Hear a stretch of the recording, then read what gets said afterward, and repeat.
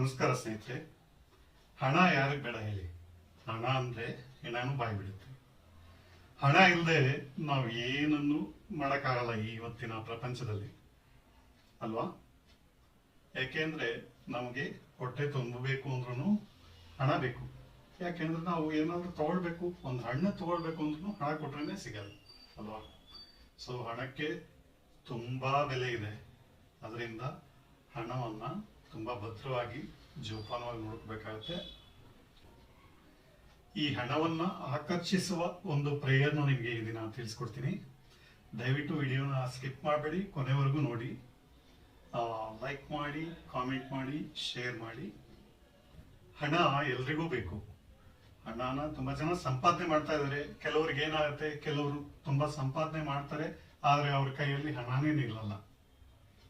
ಇನ್ ಕೆಲವ್ರಿಗೆ ಬರುವಂತ ಹಣನೇ ಕಡಿಮೆ ಇರುತ್ತೆ. ಹೀಗೆ ಒಬ್ಬೊಬ್ರಿಗೆ ಒಂದೊಂಥರ ಪ್ರಾಬ್ಲಮ್ ಇರುತ್ತೆ. ಹೀಗೆ ಹಣ ಯಾಕೆ ನಮ್ಮ ಕೈಯಲ್ಲಿ ನಿಲ್ಲಲ್ಲ ಕೆಲವ್ರ ಕೈಯಲ್ಲಿ ಅಂತ ಹೇಳಿದ್ರೆ, ನಾವು ಹಣವನ್ನ ನೀಟಾಗಿ ನೋಡ್ಕೊಳ್ಳಲ್ಲ. ಅನಾವಶ್ಯಕವಾಗಿ ಹಣವನ್ನ ಖರ್ಚು ಮಾಡ್ತೀವಿ. ಅನಾವಶ್ಯಕವಾಗಿ ಹಣ ಖರ್ಚು ಮಾಡೋದ್ರಿಂದ ಹಣ ನಮ್ಮ ಕೈಯಲ್ಲಿ ಉಳಿಯೋದಿಲ್ಲ. ಹಾಗೆ ಇನ್ನೂ ಒಂದು 2-3 ರೀಸನ್ಗಳಿದೆ ಹಣ ಉಳಿದೇ ಇರೋದಕ್ಕೆ. ಅದನ್ನು ನಂತರ ತಿಳಿಸ್ತೀನಿ. ಹಣವನ್ನ ಹೇಗ್ ನೋಡ್ಕೋಬೇಕು ಅಂತ ಹೇಳಿದ್ರೆ, ಈಗ ನಿಮ್ಮ ಹುಡುಗಿಯನ್ನ ನೋಡ್ಕೊಳ್ಳೋ ರೀತಿ, ನೀವು ಈಗ ನಿಮ್ಮ ಹುಡುಗಿಯನ್ನ ಎಷ್ಟು ಪ್ರೀತಿಯಿಂದ ನೋಡ್ಕೊಳ್ತೀರಲ್ವಾ, ಅಷ್ಟು ಪ್ರೀತಿಯಿಂದ ನೋಡ್ಕೋಬೇಕು. ಅಂದ್ರೆ ಅಷ್ಟು ಲವ್ ಮಾಡಬೇಕು ಹಣವನ್ನ.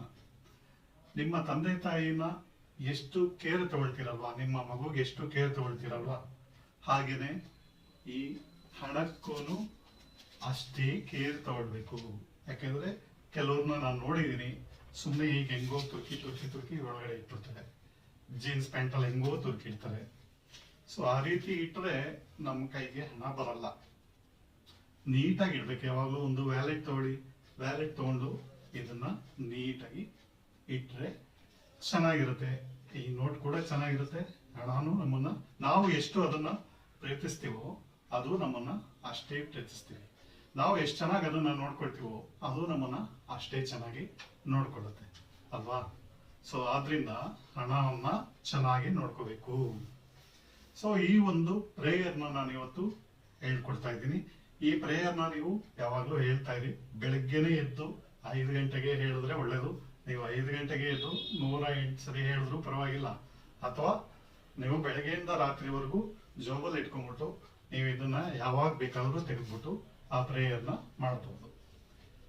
ಇದು ತುಂಬಾ ಸಿಂಪಲ್ ಪ್ರೇಯರು. ಈ ರೀತಿ ಒಂದು ನೋಟ್ ಅನ್ನು ತಗೊಂಡು ನೀವು ನಿಮ್ಮ ಎದೆ ಹತ್ರ ಇಟ್ಕೊಂಡು ಐ ಆಮ್ ಸಾರಿ, ನೀವು ಹಣ ಕೇಳ್ತಾ ಇದ್ದೀರಾ, ಐ ಆಮ್ ಸಾರಿ, ನೀವು ವಿಜುವಲೈಸ್ ಮಾಡ್ಕೊಳ್ಳಿ. ಐ ಆಮ್ ಸಾರಿ, ನನ್ನನ್ನು ಕ್ಷಮಿಸು, ಪ್ಲೀಸ್ ಫರ್ಗಿವ್ ಮೀ, ನನ್ನನ್ನು ದಯವಿಟ್ಟು ಮನ್ನಿಸು, ಐ ಲವ್ ಯು, ನಾನು ನಿನ್ನನ್ನು ತುಂಬಾ ಪ್ರೀತಿಸ್ತೀನಿ, ಥ್ಯಾಂಕ್ ಯು, ಧನ್ಯವಾದಗಳು. ಇದನ್ನ ಯಾಕೆ ಹೇಳ್ತೀವಿ ಅಂತ ಹೇಳಿದ್ರೆ, ಫಸ್ಟ್ ಐ ಆಮ್ ಸಾರಿ ಯಾಕೆ ಅಂದ್ರೆ ನಾವು ಹಣವನ್ನ ಸರಿಯಾಗಿ ಇಟ್ಕೊಂಡಿರೋದಿಲ್ಲ. ಹೇಗೋ ತುರ್ಕಿ ಹೇಗೋ ಇಟ್ಕೊಳ್ತೀವಿ. ಅದರಿಂದ ಹಣವನ್ನ ಸಾರಿ ಕೇಳ್ತಿದ್ವಿ.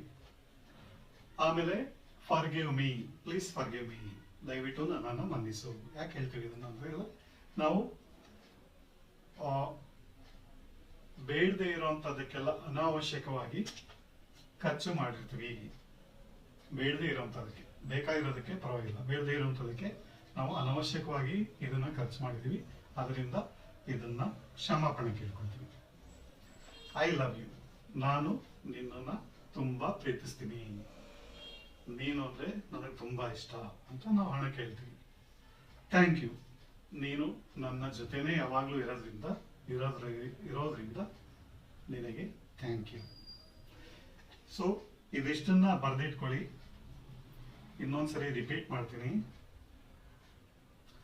I am sorry, please forgive me, I love you, thank you.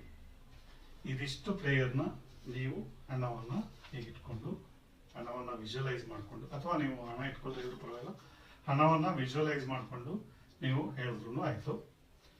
So ಇದನ್ನ ಕಂಟಿನ್ಯೂಸ್ ಆಗಿ ಹೇಳ್ತಾನೆ ಇರಿ.